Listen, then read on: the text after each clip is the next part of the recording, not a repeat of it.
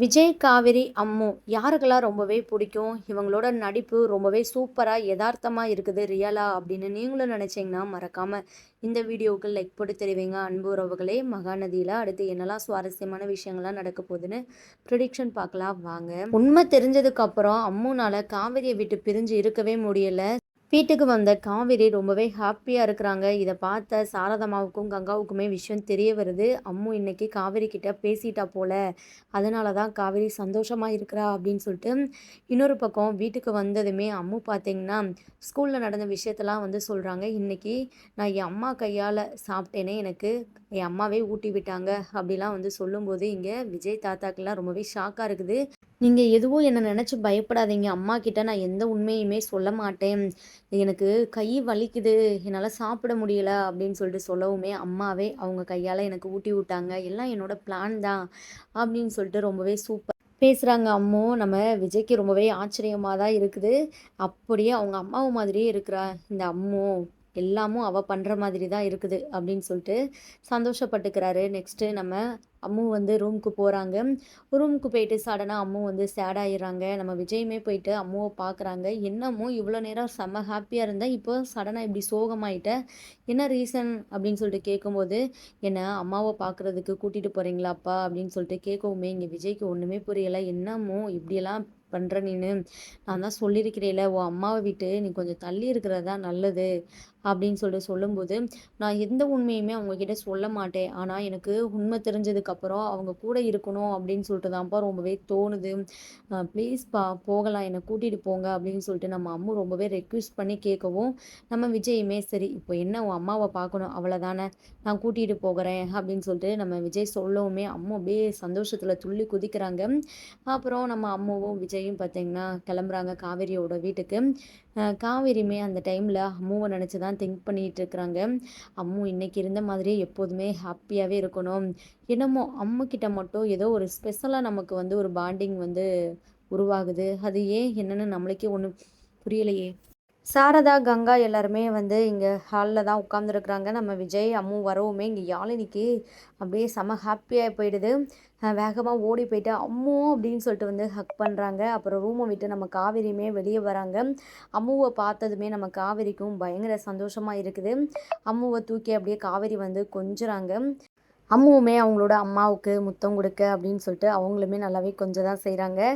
அடுத்து பார்த்தீங்கன்னா நம்ம சாரதா வந்து விஜயை கவனிக்க ஆரம்பிச்சுறாங்க. இதனால் சாப்பிட்றீங்களாப்பா அப்படின்னு சொல்லிட்டு. இங்கே நம்ம காவேரி விஜயை கொஞ்சம் சைட் அடிக்கவும் ஆரம்பிக்கிறாங்க. ஆனால் விஜய் வந்து காவேரியை அந்தளவுக்கு வந்து இப்போ கண்டுக்கிறதில்ல. ஆனால் காவேரி போயிட்டு நம்ம விஜய்கிட்ட கொஞ்சம் வாலண்டரியாக வந்து பேசுகிறாங்க. ஏன் என்கிட்ட நீங்கள் இப்போலாம் சரியாகவே பேசுகிறதில்ல அப்படின்னு சொல்லிட்டு கூட வந்து கேட்குறாங்க.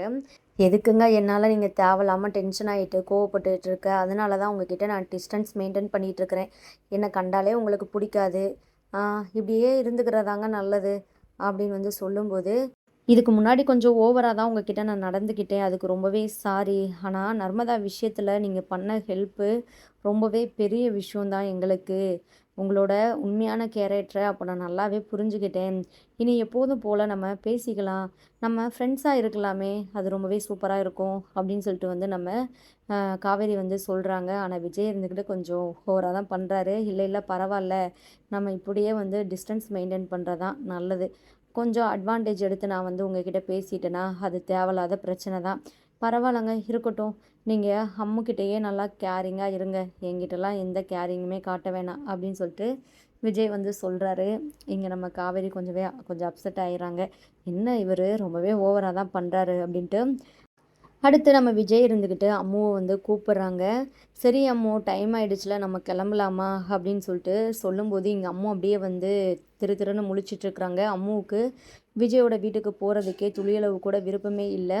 அதை நம்ம காவேரி வந்து புரிஞ்சுக்கிறாங்க. அம்மு நம்ம கூட இருக்கணும் அப்படின்னு சொல்லிட்டு தான் ஆசைப்பட்றா, நமக்குமே அம்மு கூட இருந்தால் ரொம்பவே ஹாப்பியாக தானே இருக்கும் அப்படின்னு சொல்லிட்டு இங்கே அம்முவுக்காக வந்து விஜய்கிட்ட வந்து பேசுகிறாங்க. அம்மு இன்னைக்கு எங்கள் வீட்லேயே இருக்கட்டுமே அப்படின்னு சொல்லிட்டு கேட்கும்போது, இல்லை இல்லை அவள் அழுகுவா நைட்டு, என்னை விட்டு அம்மு பிரிஞ்சிருக்க மாட்டா அப்படின்னு சொல்லிட்டு சொல்லும்போது, எங்கள் அம்மு இருந்துக்கிட்டு அப்பா இன்னைக்கு ஒரு நாள் மட்டும் நான் இங்கே இருக்கிறேனேப்பா ப்ளீஸ்ப்பா அப்படின்னு சொல்லிட்டு வந்து கேட்கும்போது, இங்கே நம்ம விஜய் வந்து வேறு வழியே இல்லாமல் சரி அம்மு பார்த்து பத்திரமா இரு, அழக்கூடாது சரியா? எதுனாலும் அப்பாவுக்கு கால் பண்ணு உன் மிஸ் ஃபோன்லேருந்து அப்படின்னு சொல்லிட்டு நம்ம விஜய் பார்த்தீங்கன்னா கிளம்புறாங்க. அம்மு எல்லாமும் பிளான் பண்ணி தான் பண்ணிகிட்ருக்கிறா அப்படின்னு சொல்லிட்டு தான் மனசுக்குள்ளேயே வந்து நம்ம விஜய் வந்து நினைக்கிறாங்க. அம்மு எதுவுமே உளறி கொட்டாமல் இருந்தால் சரி, காவேரி கிட்ட எந்த பிரச்சனையுமே இல்லை அப்படின்னு சொல்லிட்டு நினச்சிட்டு கிளம்புறாங்க. இங்கே அம்முவும் காவேரியும் செம்ம ஜாலியாக என்ஜாய் பண்ணுறாங்க. அம்முக்கு நம்ம காவேரி ஸ்டோரியெல்லாம் சொல்கிறாங்க, அவங்களோட சேர்ந்து விளையாடலாம் செய்கிறாங்க. நெக்ஸ்ட்டு பார்த்தீங்கன்னா நைட்டு தூங்கும்போது இங்கே நம்ம அம்மு பார்த்தீங்கன்னா சாரதாம்மா பக்கத்தில் தான் படுத்துருக்குறாங்க. அந்த டைமில் சடனாக நம்ம அம்மு எழுந்து காவேரி பக்கத்தில் போயிட்டு கட்டி பிடிச்சி படுத்துக்கிறாங்க. காவேரி திடீர்னு கண் முழிச்சு பார்க்கும்போது அம்மு தான் பக்கத்தில் இருக்கிறத பார்த்துட்டு அவங்களுமே ஒரு அம்மாவா அவங்கள அரவணைச்சு அப்படியே படுத்துக்கிறாங்க. இதெல்லாம் பார்த்து நம்ம சாரதாம்மா ரொம்பவே சந்தோஷம் படுறாங்க. மறுநாள் நம்ம அம்முவும் யாழினியும் வந்து பேசிகிட்டு இருக்கிறாங்க. இங்கே நம்ம காவேரி வந்து கிளம்பிட்டு இருக்கிறாங்க. அப்போது யாழினி இருந்துக்கிட்டு அம்முக்கிட்ட வந்து கேட்குறாங்க, அம்மு நீ நேற்று ஸ்கூலில் உன் ஃப்ரெண்டுக்கிட்ட சொல்லிட்டு இருந்தியே அதெல்லாம் உண்மையா அப்படின்னு சொல்லிட்டு வந்து கேட்கும்போது, எதை பற்றி கேட்குற? அதான் உன் அம்மாவை பற்றி சொல்லிட்டு இருந்தியே, உன் அம்மா இப்போ உயிரோட தான் இருக்கிறாங்க அப்படின்ட்டு, அதை பற்றி தான் கேட்குறேன். அதை பற்றி கேட்குறியா? அது ரொம்பவே இம்பார்ட்டண்ட்டான விஷயம். நான் உன்கிட்ட அதை எப்படி சொல்கிறது? நீ சொன்னால் யாருக்கிட்டையாச்சும் சொல்லிடுவியே. வேணாம் என் அப்பா திட்டுவார் அப்படின்னு சொல்லிட்டு வந்து சொல்கிறாங்க. இல்லை இல்லை அம்மு நான் யாருக்கிட்டையுமே சொல்ல மாட்டேன், நீ என்கிட்ட சொல்லு, உன் அம்மா இப்போ எங்கே இருக்கிறாங்க அப்படின்னு சொல்லிட்டு கேட்கும்போது இங்கே நம்ம அம்மு இருந்துக்கிட்டு, நீ சொன்னேல யாழினி அன்னைக்கு என் அம்மா பார்க்குறதுக்கு அப்படியே உன் சித்தியை மாதிரியே இருக்கிறாங்க அப்படின்னு சொல்லிட்டு காவேரி மிஸ் மாதிரியே என் அம்மாவும் உன் சித்தியும் ஒரே ஆள் தான். காவேரி மிஸ் தான் என்னோட அம்மா. என் அப்பா பாட்டி தாத்தா எல்லாருமே வந்து என்கிட்ட உண்மையை சொல்லிட்டாங்க. என் அம்மாவுக்கு ஆக்சிடெண்ட் ஆகிடுச்சான், அதில் எல்லாமும் மறந்துட்டாங்களாம், அவங்களுக்கு இப்போ உடம்பு சரியில்லையா, அதனால தான் என்னையே அவங்களுக்கு தெரியலை அப்படின்னு சொல்லிட்டு எல்லா உண்மையுமே வந்து சொல்லிடுறாங்க. யாழினிக்கு அதை கேட்டு ரொம்பவே ஷாக்காகவும் இருக்குது. இன்னொரு பக்கம் ரொம்பவே சந்தோஷப்படுறாங்க. அப்போது அம்மு நீ என்னோட தங்கச்சி அப்படின்னு சொல்லிட்டு அம்முவை அப்படியே ஹக் பண்ணிக்கிறாங்க. யாழினி இது ஏன் அம்மாவுக்கு பாட்டிக்கெலாம் தெரியுமா அப்படின்னு சொல்லிட்டு கேட்குறாங்க. எல்லாருக்குமே தெரியும். சாரதா பாட்டி கூட என்கிட்ட சொன்னாங்க, அம்மாவுக்கு உடம்பு சரியானதுமே நம்ம எல்லாருமே ஒரே வீட்டில் சந்தோஷமாக இருக்கலாம் அப்படின்ட்டு. கரெக்டாக பார்த்தீங்கன்னா இவங்க பேசுகிறது எல்லாத்தையுமே நம்ம காவேரி கேட்டுட்டு பயங்கர அதிர்ச்சியாகிறாங்க. அவங்களுக்கு ஒன்றுமே புரியலை. என்ன அம்மு என்னென்னமோ சொல்லிகிட்டு இருக்கிறாளே அப்படின்ட்டு. அப்புறம் சரி குழந்தைங்க எதுனாலும் பேசிகிட்டு இருப்பாங்க விளையாட்டு போல் அப்படின்னு சொல்லிட்டு நம்ம காவேரி பார்த்திங்கன்னா சரி டைம் ஆகிடுச்சு கிளம்புவோம் அப்படின்னு சொல்லிட்டு அவங்களோட பேக் எடுக்கிறாங்க. அப்போது அம்முவோட பேக்குமே அங்கே இருக்குது. அம்முவோட பேக்கை எடுக்கும்போது அப்படியே பேக்கு கீழே விழுந்துருது. ஜிப்பை அம்மு வந்து மூடாமல் வச்சுருக்குறாங்க. அவங்க பேக்குக்குள்ளே இருக்கிற திங்ஸ்லாம் அப்படியே கீழே வந்து கொட்டிடுது. புக்ஸு எல்லாத்தையுமே அம்முவோட பேக்கில் எடுத்து வைக்கும்போது அதில் ஒரு ஃபோட்டோவுமே இருக்குது. ஃபோட்டோ வந்து பார்த்திங்கன்னா பின்னாடி திருப்பி இருக்குது. என்ன ஃபோட்டோ அம்மு பேக்கில் வச்சுருக்கிறாளே, ரொம்பவே முக்கியமான ஃபோட்டோவாக இருக்குமோ அப்படின்னு சொல்லிட்டு தான் எடுத்து பார்க்கும்போது நம்ம காவேரிக்கு பயங்கர அதிர்ச்சியாக இருக்குது. அதில் விஜயுமே அவங்களும் இருக்கிறாங்க. அதை பார்த்ததுமே காவேரிக்கு அப்படியே மயக்க வராப்பில் இருக்குது. இந்த ஃபோட்டோவில் நம்ம எப்படி ப்ரெக்னெண்ட்டாக வேற இருக்கிறோம், எப்படி நம்ம அம்முவோட அப்பாவோட இருக்கிறோம், அப்படியே இது ரியல் பிக்சராக தான் இருக்குது, எந்த ஒரு எடிட்டிங் மாதிரின்னு தெரியல அப்படின்னு நம்ம காவேரிக்கு பயங்கர கன்ஃபியூஷனாக இருக்குது. ஒன்றுமே புரியலை. வேகமாக போயிட்டு அந்த ஃபோட்டோவை எடுத்துகிட்டு கங்கா சாரதாம்மா கிட்ட வந்து கேட்குறாங்க, இது என்னம்மா இப்போ நீங்கள் உண்மையை சொல்ல போகிறீங்களா இல்லையா அப்படின்னு சொல்லிட்டு கேட்கும்போது இங்கே நம்ம சாரதாம்மாவும் கங்காவும் பயங்கர அதிர்ச்சி ஆகுறாங்க. சாரதாம்மா கண்கலங்கி போய் நிற்கிறாங்க. இங்கே நம்ம காவேரி வந்து சாரதாம்மாவை விடுற மாதிரி இல்லை, உண்மையை சொல்லுங்கள், ஆக்சிடெண்ட்டுக்கு முன்னாடி என் வாழ்க்கையில் என்ன நடந்துச்சு, நீங்கள் எல்லாருமே சேர்ந்து மிகப்பெரிய விஷயத்தை என்கிட்ட இருந்து மறைக்கிறீங்களே, அந்த விஷயம் எனக்கு இப்போ கண்டிப்பாக தெரிஞ்சே ஆகணும்.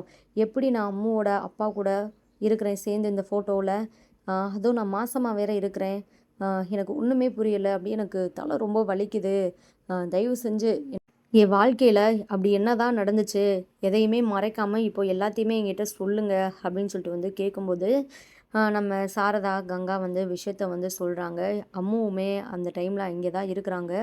அச்சோ! அம்மாவுக்கு உண்மை தெரிஞ்சிடுச்சே அப்படின்னு சொல்லிட்டு நடந்த எல்லாத்தையுமே நம்ம சாரதாம்மா இருந்துக்கிட்டு காவேரி கிட்ட வந்து சொல்கிறாங்க. அப்போ தான் அந்த டைரி விஷயத்தில் படித்தது கூட நம்ம காவேரிக்கு ஞாபகம் வருது. அது எல்லாமும் நம்ம லைஃப்பில் தான் நடந்திருக்குது அப்படின்ட்டு. பாவம் விஜய்க்கு நீ உயிரோடு இருக்கிறதே தெரியாது. அவங்க ஃபேமிலி எல்லாருமே சேர்ந்து உங்கள் 2 பேரையுமே வந்து கடைசியாக பிரிச்சுட்டாங்க. நீ உயிரோடு இருக்கிறேன்னு தெரிஞ்சதுக்கப்புறம் மாப்பிள்ளை உன்னை தேடி வந்தார். ஆனால் உனக்கு எந்த ஞாபகமும் இல்லைல. அதனால தான் இப்போ வரைக்குமே உன்னை சுற்றி சுற்றி வந்துட்டு இருந்தார். நீ தான் அவரை புரிஞ்சுக்கல. அதனால தான் நாங்கள் எப்படினாலும் உன்னை மாப்பிள்ளையோட சேர்த்து வைக்கணும் அப்படின்னு சொல்லிட்டு இப்போ வரைக்குமே போராடிட்டு இருக்கிறோம் அப்படின்னு எல்லாத்தையுமே சொல்கிறாங்க. இங்கே நம்ம காவேரி அப்படியே ரொம்பவே வந்து அழுகுறாங்க. எனக்கு ஏன் எதுவுமே ஞாபகமே வரலை. என் மேலே எவ்வளோ பாசமாக இருந்திருக்கிறாரு, உசுரையே வச்சுருந்துருக்கிறாரு. நான் போயிட்டு அவரை ரொம்பவே கஷ்டப்படுத்திட்டேனே. என்னை நினைக்கும் போது எனக்கே என் மேலே பயங்கர கோவம் வருது அப்படின்னு வந்து சொல்கிறாங்க. அப்புறம் அம்மு தான் உன்னோட பொண்ணு. நீ 10 மாதம் சுமந்து பெற்ற பிள்ளை அம்மு தான் அப்படின்னு சொல்லிட்டு வந்து சொல்லவுமே இங்கே நம்ம காவேரி அம்முவை அப்படியே ஹக் பண்ணி முத்தம்லாம் கொடுத்து ரொம்பவே சந்தோஷப்படுறாங்க. அம்மு இருந்துக்கிட்டு எனக்கு முன்னாடியே தெரியுமா நீங்கள் தான் என்னோட அம்மா அப்படின்ட்டு. உங்களுக்கு உடம்பு சரியில்லாதனால இந்த விஷயம் உங்களுக்கு தெரிஞ்சால் எதனால ஆயிடும் அப்படின்ட்டு அப்பா உங்ககிட்ட இந்த விஷயத்த எக்காரணம் கொண்டு சொல்லவே கூடாது அப்படின்னு சொல்லிட்டு என்கிட்ட சொல்லியிருந்தாரு. அதனால தான் சொல்லலை அப்படின்னு வந்து சொல்கிறாங்க. பாவம் அப்பா டெய்லியுமே அடிக்கடி உங்கள் ஃபோட்டோவெலாம் எடுத்து எடுத்து ரொம்பவே அழுகுவார். உங்கள் மேலே அப்பா அவ்வளோ பாசம் வச்சுருக்கிறாரு. உங்களை அப்பாவுக்கு ரொம்பவே பிடிக்கும் அப்படின்னு வந்து சொல்கிறாங்க. எனக்கு பழைய ஞாபகம் வரலைனாலும் பரவாயில்ல. இதுக்கப்புறம் நான் விஜயவும் அம்முவையும் நான் பிரிஞ்சே இருக்க மாட்டேன் அப்படின்னு சொல்லிட்டு நம்ம காவேரி வந்து முடிவெடுக்கிறாங்க.